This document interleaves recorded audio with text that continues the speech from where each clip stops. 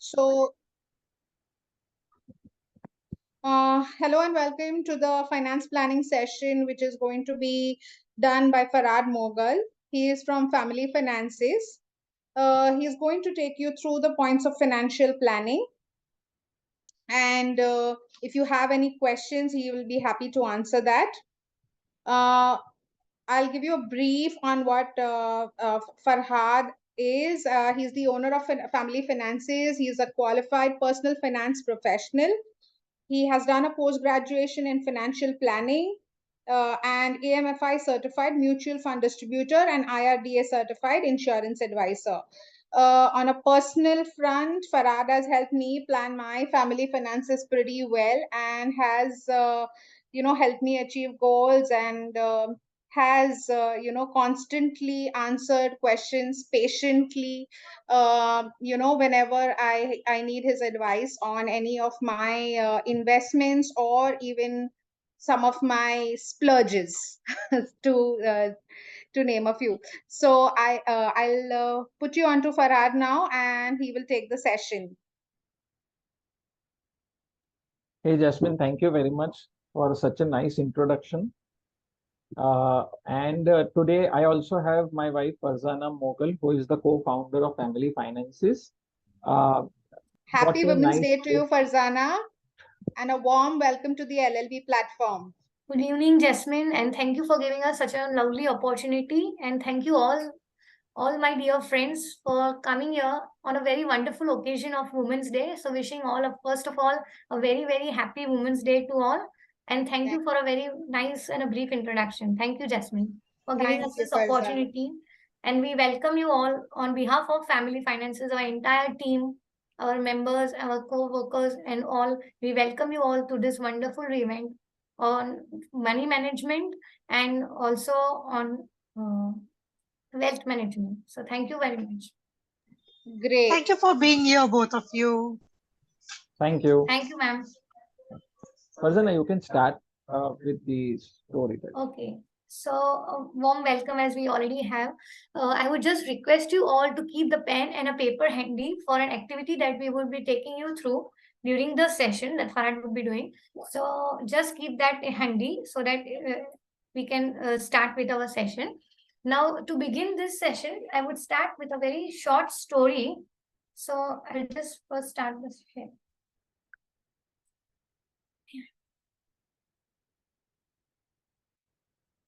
Just give me a minute, please.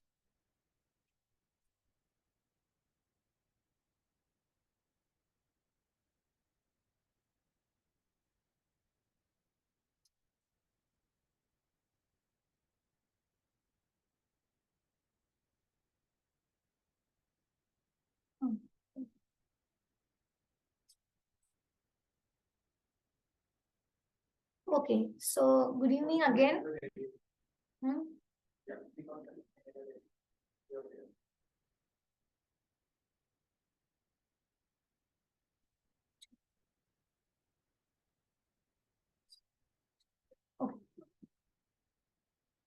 Okay, so again, a warm welcome to all of you on this auspicious occasion of a Women's Day.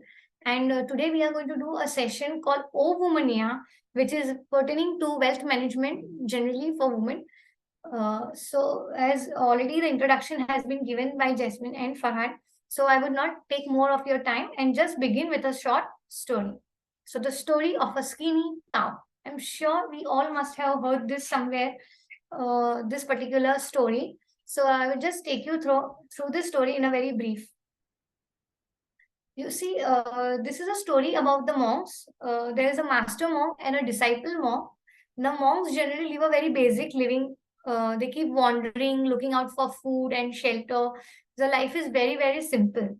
So as they keep moving, they come across a particular village where there is a small hut, and this small hut belongs to a very, very poor family. And as you can see outside the hut, there is a skinny cow tied on which the entire family is dependent on. The entire family depends on this cow for their livelihood. So the master monk decides to stay over for the night as they are very, very tired. And the family is very, very kind. In spite of being poor, they offer them with good food and shelter for that particular night. When the family goes off to sleep in the night, the master monk calls the disciple and tells him that, do you see that cow which is tied outside onto a pole? So he says, yes. So I would want you to take this cow during the night time and just push it from a cliff. Now the disciple is not very happy with the decision the master has taken. Like, why should he do such an act? Why should he push the cow? But he has no other option but to do and obey his master.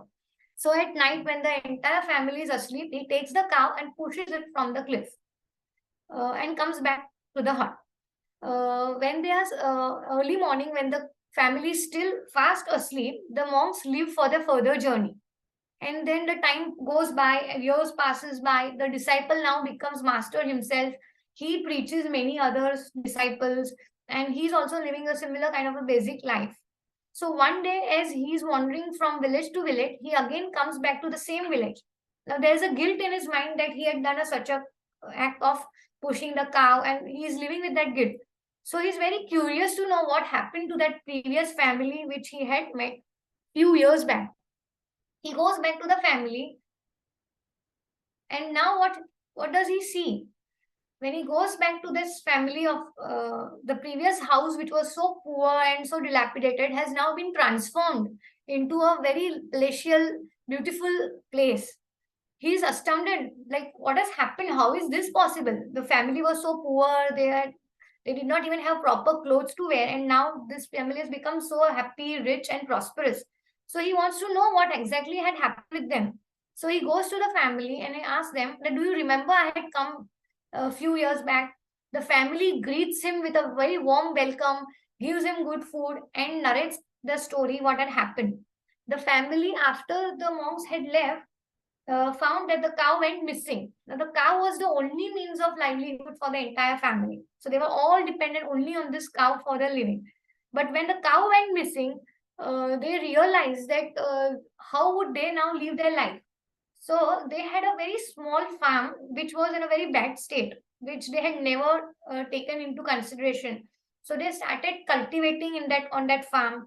They slowly started becoming good farmers and started living a better life. Day by day, their life improved, and they prospered as they did a lot of hard work on that particular farm. So what is the main takeaway from the entire story is that we all are holding on to some or the other skinny cow. We already have a particular mindset, we as a woman, that we do not want to take part in the family finances of our own family. We do not want to indulge ourselves into investments because we know that man husband hai na, so why should I do it? Why should I take interest? Why should I know about the finance? Why should I know what the insurance cover my husband has taken for me? So that is one skinny cow that we all women generally hold on to, that we are not ready to explore. We all depend on our men for the decisions pertaining to finances. Although we are such good professionals in our personal life, we are so good in our other professionals, like we are doctors, at times we are into professional engineering. So we are so good, but when it comes to managing our own finances, we leave it on to our father or our brother, our husband. Okay, they will do it. Why should I take interest? Which is totally a myth. It should not be so. We should be an active participant when it comes to our own finances, is what I wanted to say.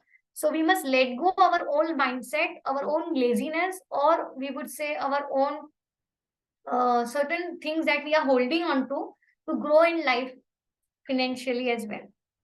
So today is an amazing chance that we have to change this mindset, come out of our comfort zone, and explore ourselves into this journey of financial well-being. So with this, I would like to just end this conversation with a small saying that it has always been said that money is for men.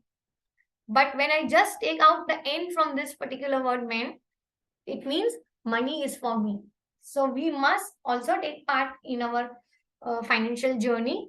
So now I hand over to Farhad for a further journey to the financial well-being. Hey Farzana, thank you very much for such a nice and interesting story, for sharing such a nice and interesting story today. And here we have an example ourselves in Jasmine, who actually manages her family finances. So it is Jasmine who I get in touch with each and every time. I have to discuss her finances, her personal finances. So now let me just share my presentation. Okay, so let me just start from here. Okay, so Farzana just stopped out here. So today we are going to have this session, and to ensure that you get charged with respect to your own finances, you women, I mean to say. So what is the art of money management? It is very simple, and you have to take a few steps, and you are on with it. Okay, so how do you start going about it? So discuss with your family. You start discussing with your spouse, your partner.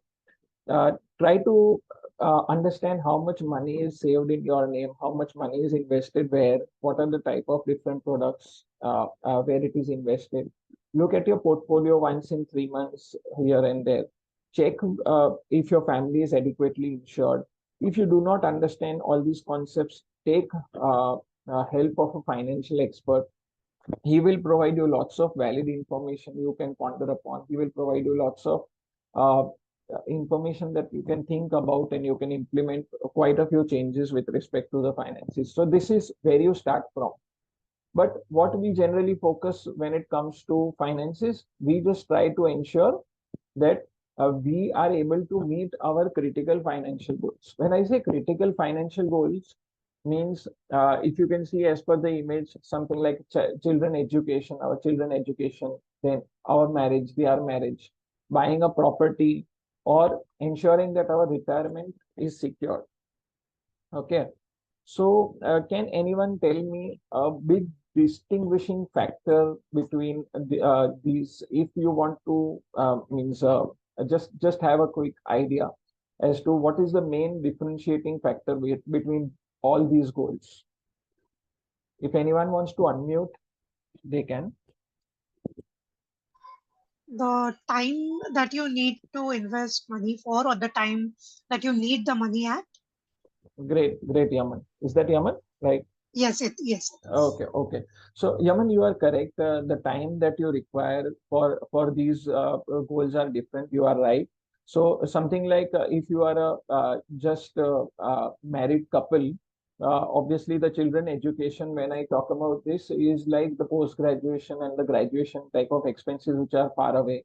The marriage of our children is far away. Buying a property can be a near-term goal, and retirement is very far away.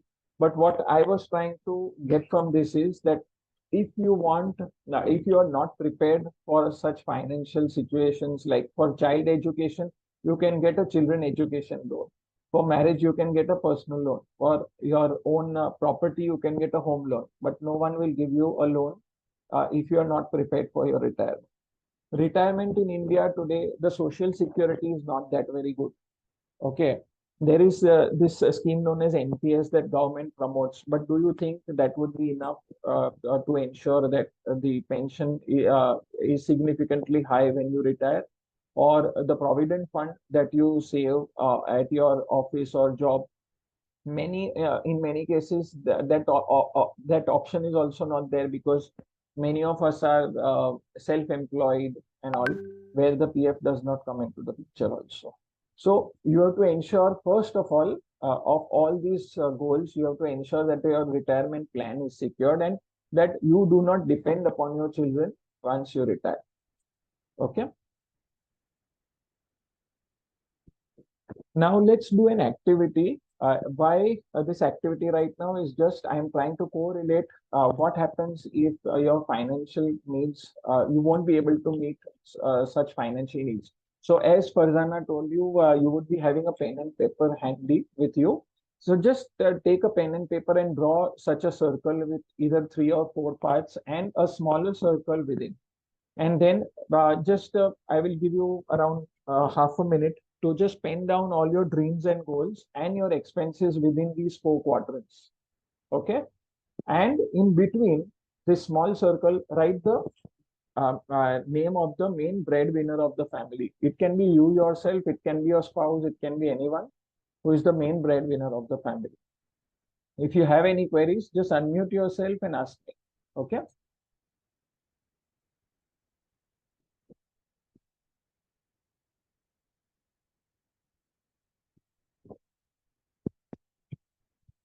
Once done, you can put in the chat box as done also.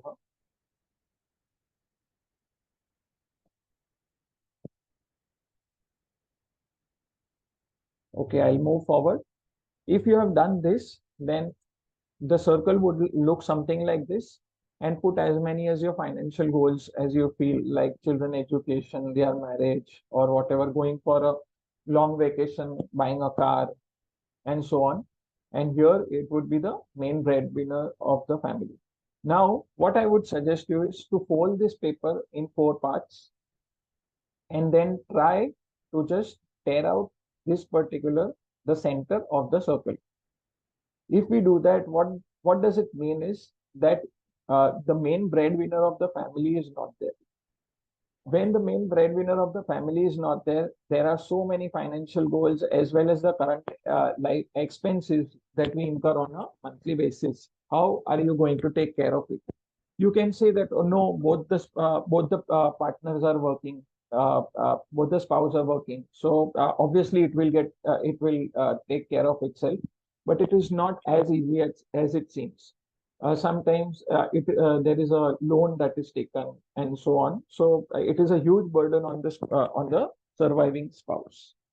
Okay, so why I showed you this is just because these are certain type of unforeseen contingencies that come in our life.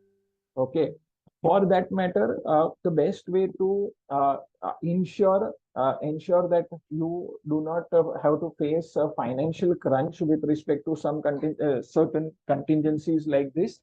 So there is something known as a term plan.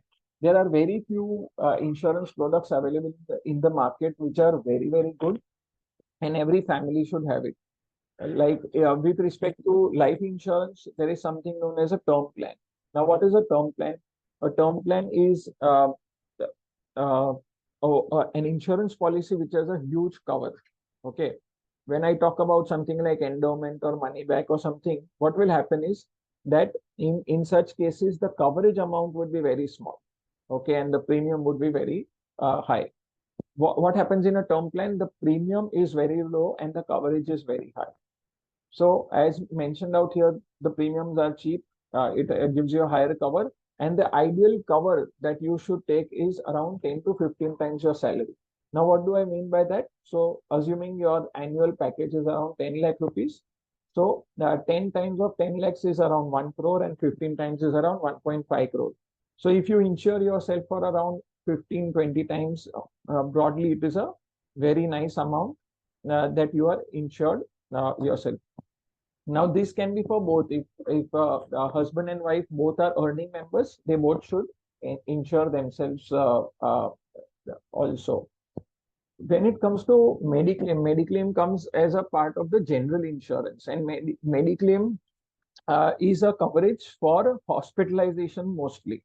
Okay, so any type of hospitalization that is done, the hospitalization cost will be covered. And to a certain extent, if the pre and post hospitalization expenses are also covered, if it's a relatable expense. Okay, so every family member should be covered adequately, even if you are covered from office. Now, many a times we come across investors telling us, no, we have a cover from office, then why we need to spend more? So the answer is that how much of a cover you have from the office. Many a times it is just 2 lakhs, 3 lakhs, maximum 5 lakhs. And if the emergency comes and the emergency is as big as 10 lakhs or 15 lakhs, what are you going to do? You are going to break your investments, right? So instead of that, from day one, you should have an adequate Mediclaim insurance policy which would cover you at least for 20, 25 lakhs today. The main reason for it is that medical inflation is growing pretty high. Second and more important reason is that you are today fit and fine. Okay, you do not have any lifestyle diseases, but God forbid, in case you are diagnosed with some lifestyle diseases like hypertension, pressure, cholesterol, and all, it is difficult for you to get such policies later on. And even if you get, then you have to pay a higher premium on that. That higher premium is known as premium loading. And that higher premium is not just for 1 year, it is for your entire life. So it is very, very important for you to get a Mediclaim policy um, as soon as possible till the time you all are fit and fine in your family. Okay. These emergencies can occur anytime. Uh, you should get covered when you are physically fit, and it covers all types of hospitalization expenses. Nowadays, because of the competition, many policies are covering homeopathy, Unani, and all other types of claims also. Then comes planning for your contingencies. So once you are done with your insurance first, never think about jumping onto investments till the time you are done with your insurances. So after getting your insurance done, you plan for your contingencies like an emergency fund. So what are the contingencies types? Like a job loss, or a medical emergency of parents or something. Even if you have a proper medical plan, your parents may not have an adequate cover.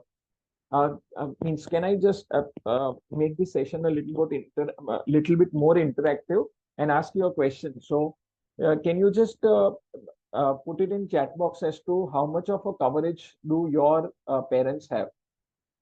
Anyone, please? How much of a parents?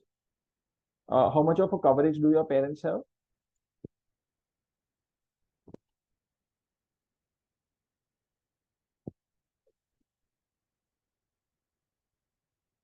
Okay.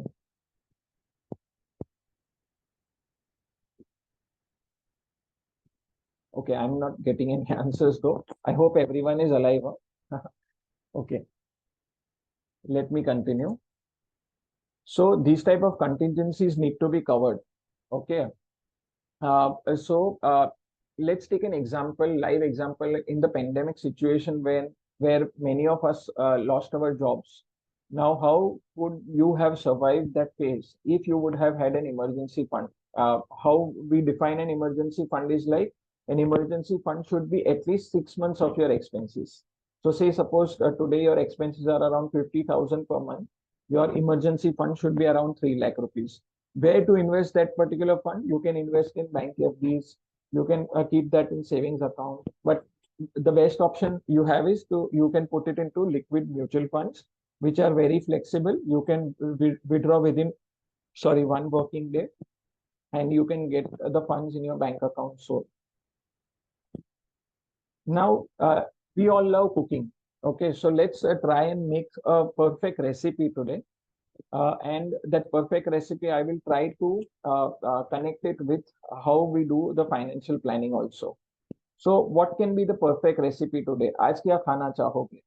Okay, so maybe if you want to have biryani, so what are the ingredients that you need to put in? You need to put in lots of masalas. You need to have chicken or whatever uh, uh, uh, item that you need to have a biryani with. Then you need to have rice. You need to have a few pulses, masalas. So all these ingredients make a perfect recipe, isn't it? Similarly, you have to define your goals well. If you define your goals well, your financial planning would be very good, and your financial well-being would be nicely done. So what are these goals again? They are the same goals, but I have mentioned here something like a car also. So now buying a car can be a short-term goal, or going for a vacation can be a short-term goal. Similarly, you have to define your goals well. When I say define your goals well means what? That you have to define what goals are there to achieve in the next 1 year, 3 years, and 5 years, and above 5 years. So when you define these goals as per the timeline, accordingly, you will be able to invest properly in various different asset classes. Okay, now let us see one of the ingredients with respect to financial planning, or one of the ingredients with respect to investing. The most important ingredient in your entire finances would be equity. Now, how is that important? when we talk about equity or when we talk about investing in shares, the general thing that come across from investors is, "Arey bapre, it is risky." Okay. So let me give you an example. So when you say that equity investing is risky, but all women love something known as gold as an asset class. Okay. So if you bought gold, just taking an example, at 50,000 rupees per 10 grams, and then the gold price went down to 45,000 rupees. Of course, you would be upset for a little bit of time, stating that, "Oh, I could have bought at this level," but never mind. Even if it is 45,000, I would be happy to buy it right now also. So when it comes to gold as an asset class, all women are very eager to buy it, even if the gold price goes down, isn't it? So similarly, when equity markets fall, you should be happy enough to invest in equities. Now, why should you invest in equities? Obviously, to achieve your long-term financial goals. But you can see for yourself why you should invest in equity from this picture only. Like, just giving you an example, if we have a fan in our house, it is either Havells, Crompton Greaves, or Bajaj Electric. If we are driving a car, it is either from Maruti or M&M or Tata Motors. In that car, the battery is either of Amara Raja or Excite. Okay. Then we buy goods from Shoppers Stop, Trent, V-Mart, Future Retail, and all. We wear sandals of Relaxo, Bata, Liberty. You can see for yourself that we indirectly consume all the products of such good companies on a daily basis. From morning to evening, we are surrounded by brands. Now, we consume these brands, but we face difficulty or we face challenges when it comes to investing. Why? Because we always think the market gir gaya to. Correct, na? But that generally does not happen. Or whenever it happens, you have to take it in your stride, just like the example I gave for gold. And you should invest more in those times. Then comes equity. Equity is a very liquid asset. When I mean liquid asset is that if you need some funds urgently, and if you do not have a contingency or an emergency fund, you can get money whenever you want. The redemption time, the money gets into your bank account within 2 or 3 working days nowadays. Okay. The second ingredient is fixed deposit or debt funds. So, okay. So when to invest or for which type of a goal to invest in fixed deposits? Obviously, short or medium term goals. You can keep your investments done in fixed deposits or debt funds, which are nowadays known as liquid funds.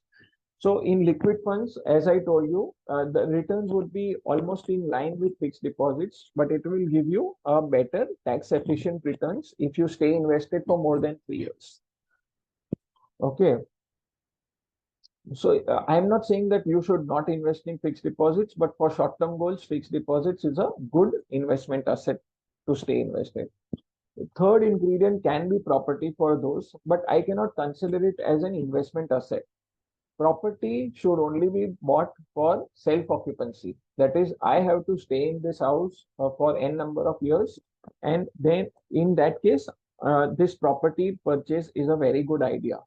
But if you keep on investing in properties just for the sake of investing, and there is a myth that I will get a rental income and I will pay that rental income to offset my EMIs.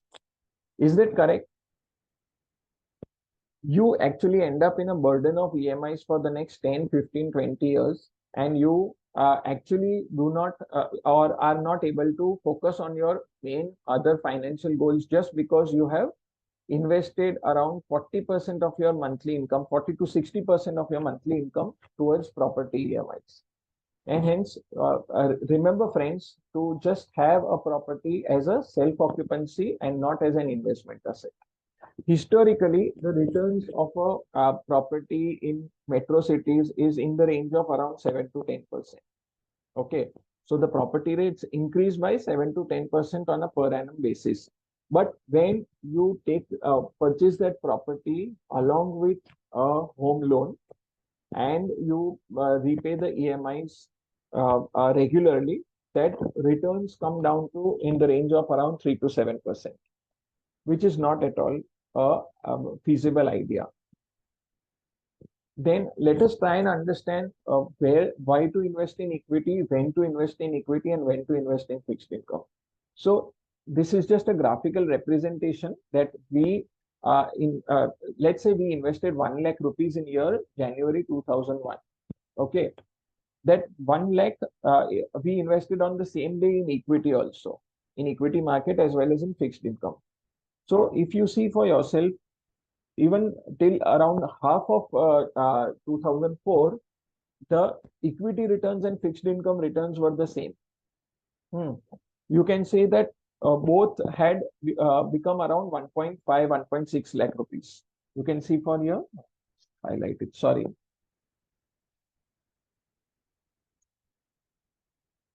Yeah, this is the stage that I'm talking about.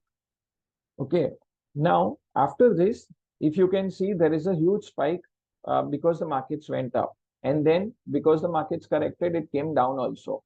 But if you can, what you notice out here is that over a period of 5 to 7 years, the volatility decreases and equity is always a winner after that.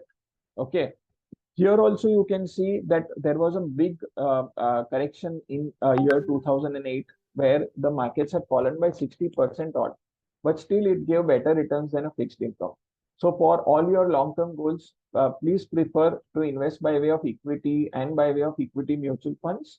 Is just because equity mutual funds give you the expertise edge, which means that there is a fund manager who is an IIT IIM graduate who has around 12-15 years of experience, who would be taking care of your money and investing in good, decent companies.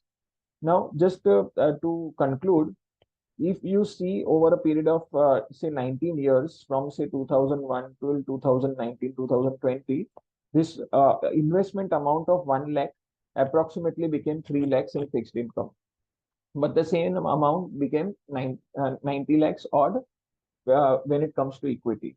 And hence we suggest investing in equity for all your long-term goals. There are a few concepts that I would like to make very clear. One of them is risk. So what is risk, friends? Risk can be anything like I came out of the house, I did not have a umbrella and it started raining. That is also a risk. Or risk can be anything like someone just came out of the house and got hit by a car or a bus. That is also a risk. So if that is risk, then we should not come out of the house. We should not work. We should not do anything. But that isn't possible, correct now? So when it comes to investment, what is risk? Risk is keeping your money needed within a year in equity mutual funds. Never do this mistake, friends. Okay, equity mutual funds can and should only be used for your long-term goals and keeping money needed after 15 years in fixed deposits. So people stash money in fixed deposits like anything. Fixed deposit as a product is very good, but what makes it unattractive is the taxation. So if you fall in the 30% tax slab, you end up paying 30% tax. So even with the higher interest rates today, everyone's saying that I get around 8%, but if he falls in the 30% tax slab, that would mean that 8% minus 30%. So 2.4% gets deducted there. So after that, you would end up with around what, 5.6% odd. And in that 5.6%, you feel that still fixed income and my money is safe. No, it is not that, not that. You should try and understand that there is something known as inflation also. Mehengai, correct na? So mehengai ka dar aaj 7% per annum jitna hai easily, which I will cover in the coming slides. Then there is this concept of SIP, and hope I'm very sure that all of you are doing this SIP, isn't it? So with respect to this SIP is a long-term investment plan where you invest on a monthly basis and you gain compounding returns. You see your money grow over a period of time. Now, how this compounding works, I will show you with respect to with this example. Power of compounding is the eighth wonder of the world. Okay.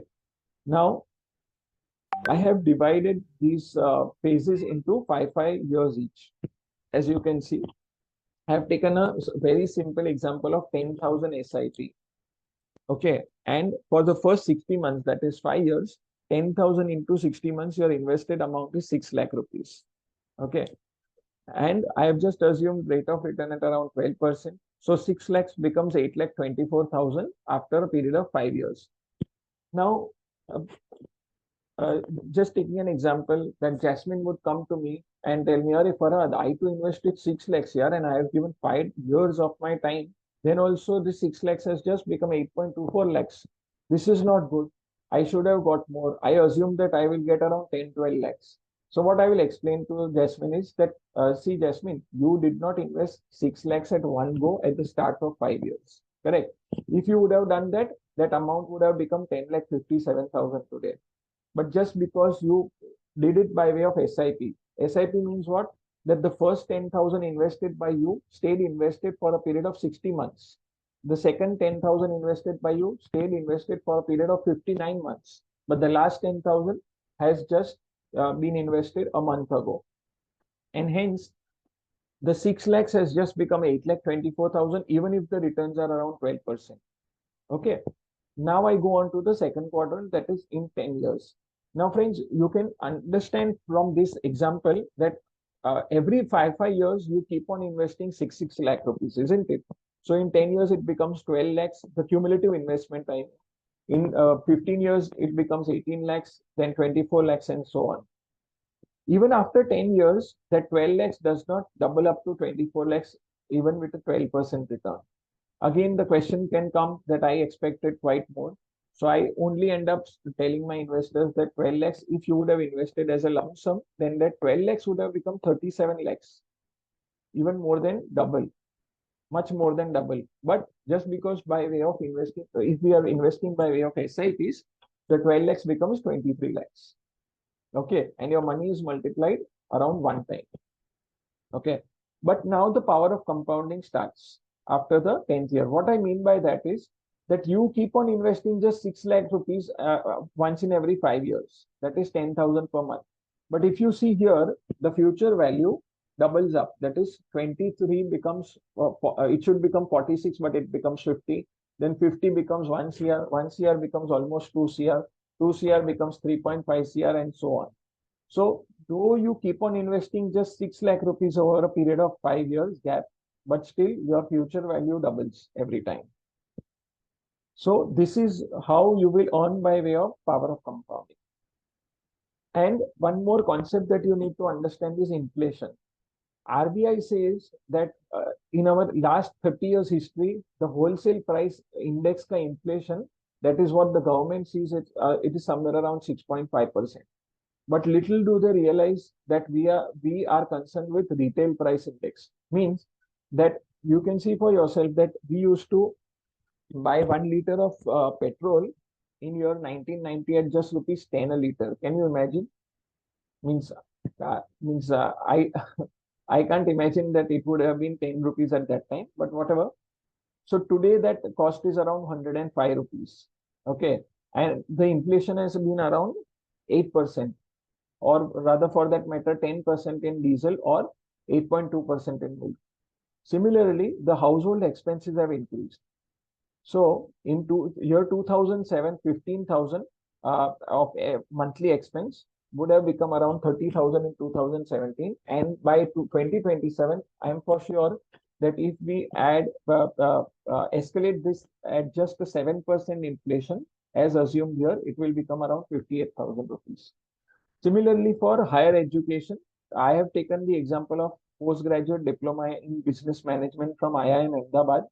In year 2007, it was 3.16 lakh rupees, and in future, it will become as high as 38 lakh rupees. Like all moms and all parents, we also want our children to study further and study in nice universities. But little do we know that how much cost we will incur in ensuring that their education is taken care of or their marriage is taken care of. Okay. And hence we need to invest. One more thing is avoid junk food. Avoid junk food means obviously mom, dad used to tell us, my spouse tells me every time, avoid eating food outside. But when it comes to investing also, I would prefer not to listen to too much on social media not to read too much of newspapers, with all due respect to every one of them, but many a times it is paid news or paid advertisements that work. And hence we end up taking wrong investment decisions also.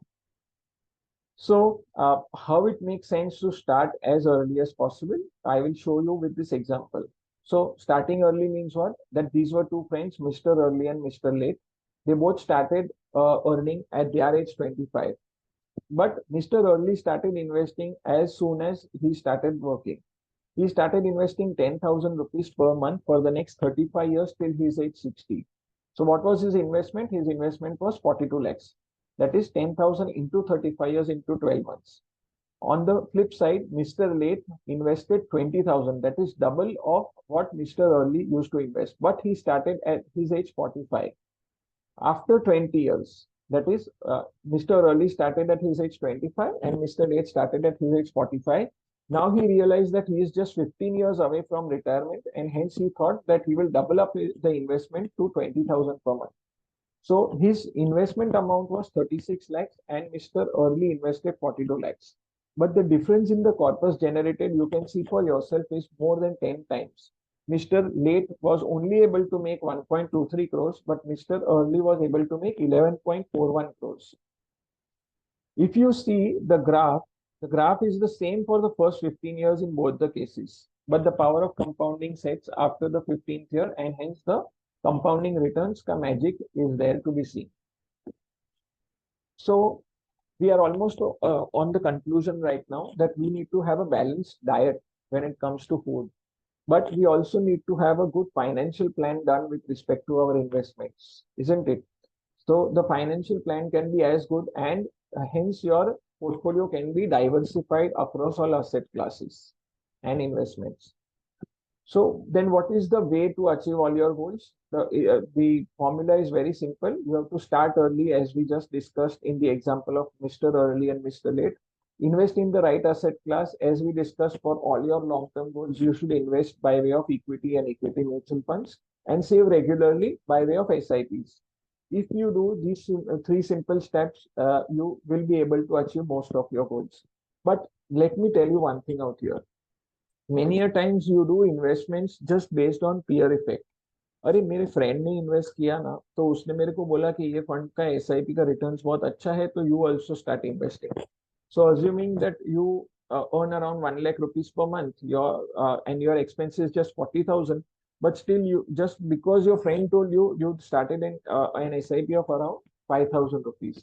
Will that make sense?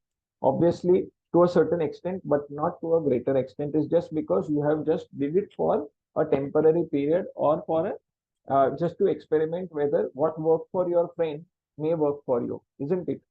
So say suppose he started investing say 5 years ago, and hence his returns are very good, but you started investing now and the markets fell. If the markets come down, then you will think, Are Bapre, my investment is down by 20%. Now what should I do? It didn't work as good as it worked for my friend. Wait a sec, let me just stop the SIP, or let me just redeem the funds I want it now, because I fear that the markets will fall more, isn't it? So you should not do it that way, for sure. It is not a correct way to do. You should keep on investing, and there is something known as rupee cost averaging, that whenever the market falls down, you add more units or you add more stocks in your portfolio. That is the best way to enjoy long-term returns. You should take help of a financial expert to plan your goals. Why I have kept in this slide is just to make you understand that, just taking an example of a person who is 35 years old today, and he is planning for his retirement goal. So how the calculation is, we will be able to understand with this example. So this person is 35 years old and he has to retire at his age 60, and the life expectancy is 85. So the monthly expenses today of this guy is around 1 lakh rupees. So his annual expenses are 12 lakh rupees. So at a bare minimum 7% inflation, this 1 lakh per month will become around 5,42,000 at his age 60. Okay, and this 12 lakhs will become around 65 lakhs at his age 60, which means that today you are spending, this guy is spending around 1 lakhs per month towards his monthly expenses, which will increase to around 5 lakhs. Now, people get confused out here. Okay, no, this is very high as a figure. I can't digest this. It cannot be 5 lakhs na, in the next 25 years, but it happens. How I can just give you a small example to make you understand. So if you go around 20 years back, and let's assume your monthly expense today is around 50,000, and you go 20 years back when you were a child. Okay, at that particular time, your parents used to manage the house at just around 5,000 rupees a month, isn't it? So what has happened in the next 20 years? You have just added 1 zero to it. So every 20 years, if you want to understand inflation in very simple terms, add a zero once in every 20 years. So if your today's expense is around 50,000 rupees, then add a zero to it, and it will become 5 lakh rupees. So in the next 20 years, your monthly expense will be around that figure. I cannot say very precisely that it will be 5 lakhs. In some cases, it will be 4 lakhs also, or in some cases, it will be 7 lakhs also. But it will be that very steep. So you have to prepare not for just ensuring that the expenses will stay the same at around 1 lakh. First, you have to prepare yourself that the expenses will inflate as per inflation, and you have to prepare yourself for the corpus that you require at your retirement age. In this case, the corpus is around 12 crores. Now, again, there can be a question, oh my God, 12 crores. No. That is not the fund that I would require just for my retirement. But little do you know that your provident fund, your gratuity, your NPS, they all contribute towards this corpus when you retire to a certain extent, to the extent of around 30-40%. And you have to ensure that you are planning for the remaining 50-60% of your funds. It's just because, as I told you earlier, you are not getting any social security. Similarly, with respect to child education expenses, if you are assuming today that 25 lakh में खर्चा हो जाएगा, but the child today is 9 years old and you want these funds when he becomes 18 for 2 years, then this 25 lakh will not remain 25 lakh. Even at a 10% inflation, it will become around 1.17 crores. Similarly, for your child's marriage or buying a car, you have to plan it accordingly, and hence taking advice from a financial expert is better, because they will help you to plan your goals well and how to achieve them. So there is this very good example of power of compounding, because everyone thinks that this 12 crore is just a very big number, but it is achievable. Just giving you an example of a very, very long-term SIP that is in Nippon India Growth Fund. This fund started in year 1995 October, and since then, if someone would have done a SIP of around 10,000 rupees, the investment amount would have been around 35-37 lakhs as on date, because it is assuming that you have never increased your SIP, but that amount today is around 13.2 crores. And this is a live example. Okay, so I'm on the last slide. Just to summarize how you should go about it: analyze your current financial position, take interest, get in touch with your spouse, partner, discuss about finances with them, separate needs and wants, prepare your budget, curtail your expenses, try and avoid the DIY approach. Just giving you an example again here. If someone is diagnosed with a heart attack, what would he do? He would go and Google it out, which medicine needs to be taken, or he would go to a cardiologist. Obviously, he will take professional help. So DIY approach with respect to investing is not an ideal thing to do. And you should take professional help here also. Get insured adequately, plan for contingencies, set your financial goals, and ensure that you understand what are short-term goals, what are medium-term and long-term goals. Diversify your investments and keep on reviewing your portfolio once in a year. And that everything said and done, the end thing is that you have to start taking action yourself. Okay. So come on, spread your wings and achieve your dreams. Oh, Womania, gift yourself the financial freedom, rise and shine. I will just share this link on the WhatsApp group.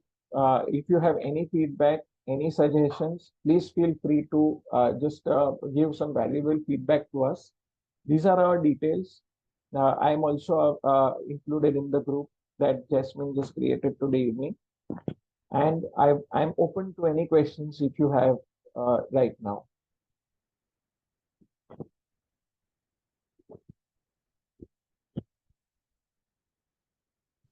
Anyone?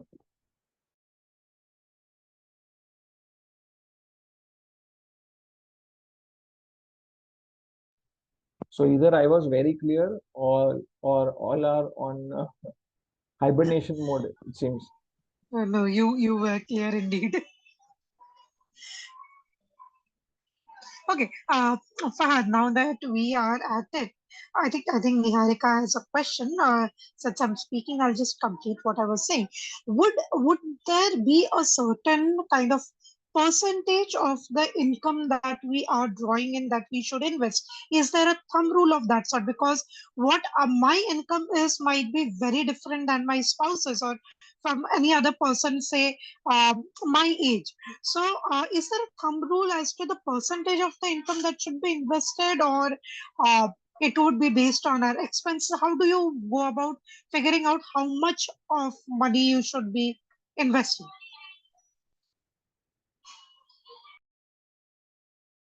You're not audible. Fahad. Sorry, I was on mute. Thank you. Nice question, I was saying.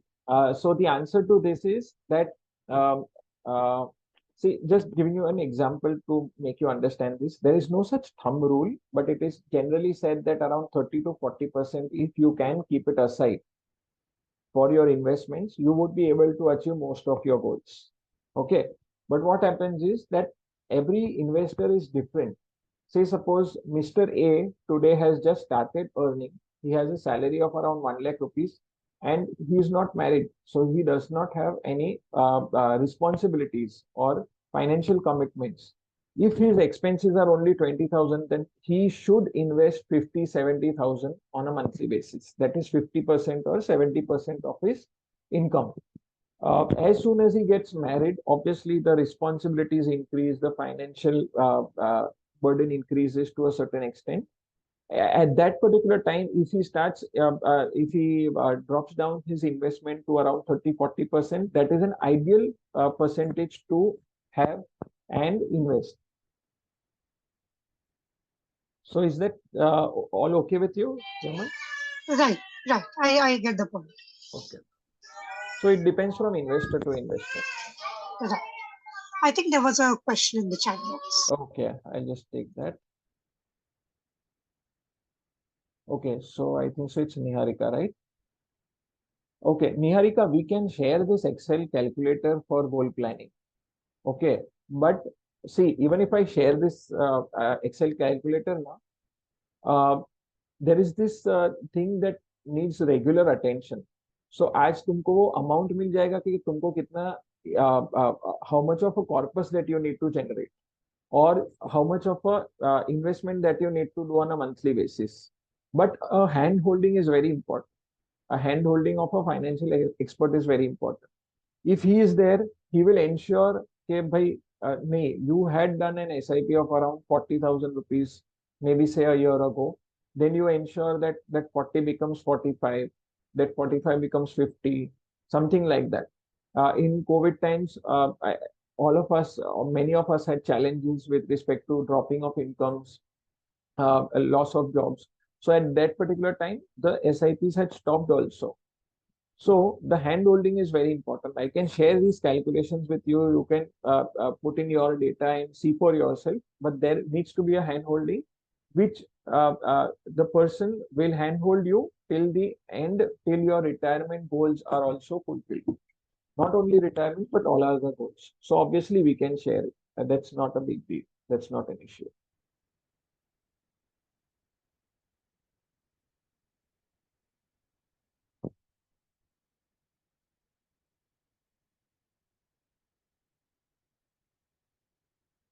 Thank you, Niharika. Any other questions?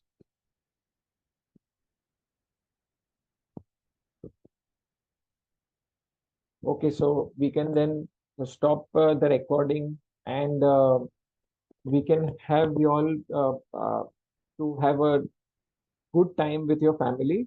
Is just because today is Women's Day. I hope all your spouses are waiting for you and they are going to enjoy some good time with you. Thank you, Fahad. I hope they Thank look you. forward to this every day, not just today. That should be the case. That should be the case. In fact, after this session, I'm going to get the same comment from my wife also. Uh, Thank you for the evening. I think it was a fair idea to have this session today. Yeah. While we as a community try to empower women as much as we can, I think this is a step ahead in the same direction, and I'm sure this helps to all. This helps all the participants over here. Sure. It was great having this session. Thank you for giving us this opportunity, and looking forward to understanding and getting your feedback from all of you for sure. I will just share the link on WhatsApp. Please do ensure that you put in your valuable feedback. That would be great for us to improve ourselves also. Thank you so much. Hoping to see you all again at workshop in the future. Thank you. Thank you very much. And same here. Take care.